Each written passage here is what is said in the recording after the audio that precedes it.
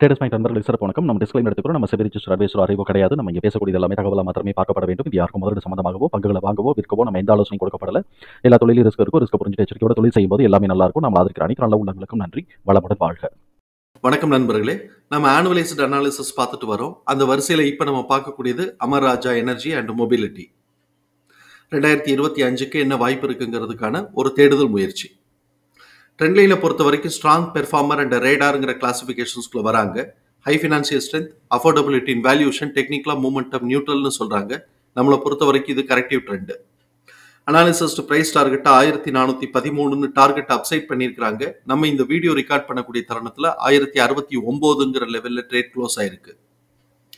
ஃபண்டமெண்டலாக high solvency position maintain பண்ணுறாங்க. Average rate of return எடுக்கிறாங்க. டெப்ட் டு ஈக்விட்டி வித் இந்த தியரட்டிக்கல் லிமிட்ல இருக்கு. பிஏ அண்ட் பிபிஏ பொறுத்த வரைக்கும் சப்சிக்வெண்டா growthக்கான ஆப்பர்ச்சுனிட்டி இருக்கு. ஆனால் இவன் ஹைல இருந்து கீழே இப்போ கரெக்ஷன்ல இருக்கிறான், அட்ஜஸ்ட் ஆகிட்டு வரான். சப்சிக்வெண்டா இன்னும் அட்ஜஸ்ட் ஆக போறாங்களா, இல்லாட்டி இதுக்கப்புறம் வந்து பிக்கப் பண்ண போறாங்களா, growth ஆக போறாங்களாங்கிறத நம்ம பார்க்கணும். இப்போ இவங்களுடைய பீட்டா ஸ்கோர் 1.43 அப்படிங்கிற லெவல்ல இருக்கு. ஸோ இப்போ 1.43 ஹை வாலட்டாலிட்டி அப்படிங்கிறத புரிதலுக்குள்ள எடுத்துக்கிறோம். கன்சஸ்டன்ஸ் ரெக்கமெண்டேஷன்ஸ்ல 15 அனாலிசிஸ் ரெக்கமெண்ட் பண்ணியிருக்காங்க. 7 பேர் பை சொல்லியிருக்காங்க, 5 பேர் செல் ஹோல்டு சொல்லியிருக்காங்க, 3 பேர் செல் சொல்லியிருக்காங்க. இப்போ இவங்களுடைய ஃபினான்ஷியல் ஸ்டேட்மெண்ட்டை பார்ப்போம். 2024ஓட ஆனுவல் ரிப்போர்ட்டை பேஸ் பண்ணி தான் நம்ம பார்க்குறோம். இப்போ இவங்களுடைய கேஷ் ஃப்ளோவில் நெட் கேஷ் ஃப்ளோ 94% குறைஞ்சு போயிருக்கு. ஆனால் பாசிட்டிவாக தான் இருக்கு. 2023ல் 59.8ன்னு இருந்தது, 3.4ன்னு 2024ல் நெட் கேஷ் ஃப்ளோ இருக்கு. அதே சமயத்தில் income from operation cash from operation 38.5% increase ஆயிருக்கு. 2023ல் 914ன்னு இருந்தது, 2024ல் 1266ங்கிற லெவல்ல இன்க்ரீஸ் ஆயிருக்கு. 3 இயர்ஸ் சிஜிஆர் வந்து 5 இயர்ஸ் சிஜிஆருக்கு பக்கத்தில் நெருங்கி வந்துட்டான். ஓவர்டேக் பண்ணி போனான்னா நல்ல பாசிட்டிவானதா இருக்கும். பேலன்ஸ் ஷீட்ல நம்ம வந்து ஷேர் ஹோல்டர்ஸ் ஃபண்ட் நம்ம பார்க்குறோம். டோட்டல் அசெட் வந்து 26% இன்க்ரீஸ் ஆயிருக்கு. அதுக்கப்புறம் ஷேர் ஹோல்டர்ஸ் ஃபண்ட் 28.3% இன்க்ரீஸ் ஆயிருக்கு. ஆனுவல் ரிசல்ட்டை பொறுத்த வரைக்கும் நமக்கு net profit year on year compare பண்ணும்போது 34.5% ஆகும். அதே மாதிரி ரெவென்யூ 12.8% ஆகும் இன்க்ரீஸ் ஆயிருக்கு. இப்போ இவனுடைய ப்ராஃபிட்டபிலிட்டின்னு நம்ம பார்க்கும்போது 14% operating profit margin, a bit margin 14.97, அதுக்கப்புறம் நெட் ப்ராஃபிட் மார்ஜின் 7.98. இப்போ இது எல்லாமே வந்து ஒரு ஆவரேஜ் தான். கொஞ்சம் நெட் ப்ராஃபிட் மார்ஜின் மாத்திரம் கொஞ்சம் பிலோ ஆவரேஜுக்குள்ள போகுதுங்கிறத நம்ம புரிதலுக்குள்ள எடுத்துக்குவோம். இப்போ எங்களுடைய இபிஎஸ் பார்த்தோம் அப்படின்னு சொன்னாக்க 2024ல் 51.1 அப்படின்னு சொல்லிட்டு நல்லா இன்க்ரீஸ் ஆயிருந்திருக்கு. இபிஎஸ் பார்த்தோம்னா கிட்டத்தட்ட 38 ரூபால இருந்து 51 ரூபானா கிட்டத்தட்ட ஒரு 13 ரூபா கூடி இருக்கு. இது ஒரு நல்ல பாயிண்ட் தான். அதே சமயத்தில் பார்த்தோம்னா 3 இயர்ஸ் சிஜிஆர் வந்து 5 இயர்ஸ் சிஜிஆரை நெருக்கி வந்துகிட்டு இருக்கிறான். ஸோ இப்போ இது வந்து சப்சிக்வெண்டா growth ஆச்சு அப்படின்னு சொன்னா இது இன்னும் கொஞ்சம் மேலே ஏறினாலும் ஆச்சரியப்படுறதுக்கு இல்லைங்கிறத நம்ம புரிதலுக்குள்ள எடுத்துக்குவோம். இப்போ 2025க்கு அனாலிசிஸ்ட்லாம் என்ன எஸ்டிமேட் பண்றாங்கன்னு பார்க்கலாம். இவங்க வந்து என்ன எதிர்பார்க்கிறாங்கன்னா 10.9% growth இருக்கும்னு எதிர்பார்க்கிறாங்க. அப்படி இருந்தால் ஆவரேஜ் எஸ்டிமேஷன் 54.9ஆகவும் ஹை எஸ்டிமேஷன் 59.9ஆகவும் இருக்கும் அப்படிங்கிறத நம்ம இங்க பார்க்க முடியுது. இது மாத்திரம் இல்லை, நமக்கு வந்து ஜூலை மாசத்துக்கு பிறகு பார்த்தோம் அப்படின்னு சொன்னோம்னாக்க எதர் ஆனுவல் ரிசல்ட்ல வரக்கூடிய இபிஎஸ் டேட்டாக்காக வந்து உங்க மார்க்கெட் மூவ்மெண்ட் எடுக்கலாம். இல்லை அதுக்கப்புறமும் 2026 பேஸ் பண்ணியும் அவங்க வந்து மார்க்கெட் மூவ்மெண்ட் இருக்கலாம். ஸோ இப்போ இந்த சூழலில் வந்து அனாலிசிஸ்ட் வந்து 2026க்கு 62.5ன்னு சொல்லிட்டு ஆவரேஜ் எஸ்டிமேஷனை இபிஎஸ் பார்க்குறாங்க. ஹை எஸ்டிமேஷன் ஆஃப் இபிஎஸ்ங்கிறது 70ன்னு இருக்கு. ஆனால் இதெல்லாம் டைனமிக். இது வந்து ரிசல்ட் வந்து கொஞ்சம் மாறினாலும் இவங்க எல்லாருமே மாற்றி விட்டுருவாங்க. அதனால இது வந்து இப்போதைக்கு இது வந்து நமக்கு வந்து இந்த லெவல்ல இருக்கு எஸ்டிமேஷன் அப்படிங்கிறத நம்ம புரிதலுக்குள்ள எடுத்துக்கிறோம். ஸோ இப்போ இந்த இடத்துல பார்த்தோம் அப்படின்னு சொன்னால் சப்சிக்வெண்டா நமக்கு வந்து ஒரு 8%க்கு கிட்ட ஒரு 10%னா கூட 5.4 11-12% வந்து இன்க்ரீஸ் ஆகுது 2026க்கு ஆவரேஜ் எஸ்டிமேஷன்லயே. ஸோ இப்போ அதுக்கப்புறமும் ஒரு 10-15% இன்க்ரீஸ் ஆகிறதுக்கு வாய்ப்பு இருக்குங்கிறது நம்ம அங்கேருந்து புரிஞ்சுக்க முடியுது. இப்போ இவங்களுடைய கரண்ட் இபிஎஸ் எப்படி பெர்ஃபார்ம் பண்ணிட்டு இருக்கிறாங்கன்னு நம்ம பார்க்கணும்.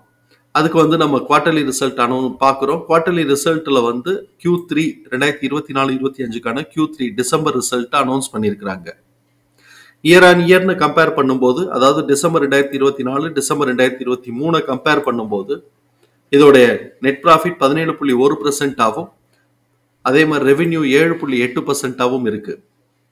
இப்போ Q2Q நம்ம பார்க்கும்போது கிட்டத்தட்ட ஒரு 100 கோடி ரூபா கிட்டக்க, எக்ஸாக்டா நான் சொல்லல, அப்ராக்சிமேட்டா சொல்றேன், ஒரு 100 கோடி ரூபா கிட்டக்க ரெவென்யூ இன்க்ரீஸ் ஆயிருக்கு.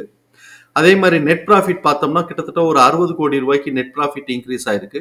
அதனால இபிஎஸ் நமக்கு பார்த்தோம்னாக்க ஒரு 3.4 3.40 கூடி 16.3 இருக்கு. இப்ப இபிஎஸ் உடைய டிடிஎம் பார்த்தோம் அப்படின்னு சொன்னாக்க 55.4 இருக்கு. இது போன குவார்டர் காட்டிலும் ₹1.40 கூட. அதனால இது இபிஎஸ் உடைய டிடிஎம் இன்னும் இன்கிரிமெண்டல் ட்ரெண்ட்ல இருக்குங்கிறத நம்ம புரிஞ்சுக்க முடியுது. இப்ப இந்த குவார்டருக்கு என்ன ஆச்சு? 13.9 எக்ஸிட் ஆச்சு, 16.3 இன் ஆச்சு. அதனால இன்கிரிமெண்டல் ஆர்டர் மெயின்டைன் ஆயிடுச்சு. அடுத்த குவார்டருக்கான சேலஞ்சு 12.6 எக்ஸிட் ஆகுது. ஸோ இப்போ இவங்க வந்து 16.3க்கு மேலே எடுக்கணும். 12.6க்கு மேலே எடுத்தால் மாத்திரம் பத்தாது. இந்த குவார்டருடைய இதுலேயும் கம்மியாகக்கூடாது. அட்லீஸ்ட் 16.3 16.3க்கு மேலேயாவது எடுக்கணும். அப்போதான் இந்த இன்க்ரிமெண்டல் ஆர்டர் வந்து அப்படியே மெயின்டைன் ஆகும். அது வந்து குரோத்துக்கான ஒரு டூலாக இருக்கும், ஒரு காரணி காசாக இருக்கிறதுக்கு வாய்ப்புகள் உண்டு. இப்படிப்பட்ட இந்த சூழல்ல எம்எஃப் தன்னுடைய ஹோல்டிங்ல இருந்து 32% குறைச்சு வச்சிருக்காங்க. எஃப்ஐஎஸ் தன்னோட ஹோல்டிங்ல இருந்து 51% குறைச்சு வச்சிருக்காங்க. எம்எஃப் தன்னுடைய ஹோல்டிங்ல இருந்து 32%, எஃப்ஐஎஸ் தன்னோட ஹோல்டிங்ல இருந்து 51% குறைச்சு வச்சிருக்காங்க. ரெண்டு பேருமே இவங்க வந்து குறைச்சு வச்சிருக்கிறாங்க. இப்ப இதுக்கப்புறம் வந்து சப்சிக்வெண்டா அவங்க பை என்ட்ரிக்குள்ள போறாங்களா, இல்லாட்டி இன்னும் கொஞ்சம் கரெக்ஷன் எதிர்பார்க்கிறாங்களா அப்படிங்கறத நம்ம பொறுத்து இருந்தா பார்க்கணும். இந்த இபிஎஸ் தகவல்கள் எல்லாத்தையும் தூக்கி நம்மளோட எக்ஸல் ஃபார்மேட்ல போட்டோம். நம்மளோட எக்ஸல் ஃபார்மேட்ல நமக்கு கிடைக்கக்கூடியது, நம்ம பார்க்க வேண்டிய முக்கியமான பிரைசஸ் என்ன அப்படின்னு சொன்னாக்க, வேல்யூஸ் பார்த்தோம் அப்படின்னு சொன்னா 394 புக் வேல்யூ, ஃபேர் பிரைஸ் 615. இப்போ வந்து 1.7 டைம்ஸ் வந்து ரேஷியோல வந்து ஃபேர் பிரைஸுக்கும் கரண்ட் பிரைஸுக்கும் ஓடிக்கிட்டு இருக்கு. குமுலேட்டிவ் இபிஎஸ் 42.8ஆகவும் இபிஎஸ் ஓட டிடிஎம் 55.4ஆகவும் இருக்கு. நெக்ஸ்ட் குவார்டருக்கான எஸ்டிமேஷன் இபிஎஸ் ஓட டிடிஎம் பேஸ் பண்ணி பார்த்தோம்னா 13.85, குமுலேட்டிவ் இபிஎஸ் பேஸ் பண்ணி நெக்ஸ்ட் குவார்டர் நம்ம ப்ரொஜெக்ட் பண்ணினோம் அப்படின்னு சொன்னா 14.24. இப்ப இது ரெண்டுமே வந்து எக்ஸிட் ஆக போற 12.6 காட்டிலும் கூட இருக்கு. அதே சமயத்துல Q3 ஆன 16.3 காட்டிலும் கம்மியா இருக்கு.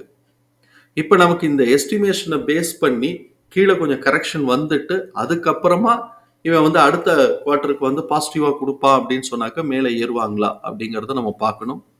இப்போதைக்கு நமக்கு அடுத்த ஆக்சுவல் ரிசல்ட் வர்ற வரைக்கும் இந்த எஸ்டிமேஷன் தான் நமக்கு வெளிச்சம்ங்கிறதுனால இது வந்து எக்ஸிட் ஆகக்கூடிய இபிஎஸ் காட்டிலும் கூடுதலாவே இருக்கிறதுனால இபிஎஸ் ஓட டிடிஎம் லெவல் மெயின்டைன் ஆக போகுது பாசிட்டிவாவே. இன்க்ரிமெண்டல் ட்ரெண்ட்லேயே மெயின்டைன் ஆக போறது அப்படிங்கிறதுனால இவங்க வந்து எந்த அளவுக்கு வந்து கரெக்ஷன் இனிமேல் லீட் எடுப்பாங்க அப்படிங்கிறது நம்ம யோசிக்கக்கூடிய ஒரு விஷயமா இருக்கு. அதனால நம்ம வந்து மூமெண்ட் எப்படி இருக்குங்கிறத நம்ம பார்த்துக்கிறோம். இப்படிப்பட்ட இந்த சூழல்ல இவங்களுடைய கவனிக்க வேண்டிய நம்ம பிரைசஸ் நம்ம வந்து மனசுல வச்சுக்கிறோம். கவனிக்க வேண்டிய பிரைசஸ்ங்கிறது 1384, 1587, 17, அது 1791, 2030, 2270. இந்த சைடு கீழே பார்த்தோம் அப்படின்னு சொன்னா 1384க்கு கீழே பார்த்தோம்னா 1214, 1044, 904, 764, இதெல்லாம் நம்ம வந்து கவனிக்க வேண்டிய பிரைசஸ், மனசுக்குள்ள வச்சுக்க வேண்டிய பிரைசஸ், நம்ம வந்து கான்சென்ட்ரேட் பண்ண வேண்டிய பிரைசஸா இருக்கும். இதுல 10-20 ரூபா வேரியேஷன்ஸ் கூட இருக்கலாம். நம்ம வந்து பொறுமையா பார்த்து எடுத்துக்கலாம், நம்பலாம். தகவல் பயனுள்ளதா இருக்கும் நம்புறேன். தகவல் பயனுள்ளதா இருந்ததுன்னா சங்கருக்கு ரொம்ப சந்தோஷம். நம்மளை ஆதரிக்கிற அனைத்து நல்ல உள்ளங்களுக்கும் நன்றி. வளமுடன் வாழ்க. நன்றி நண்பர்களே.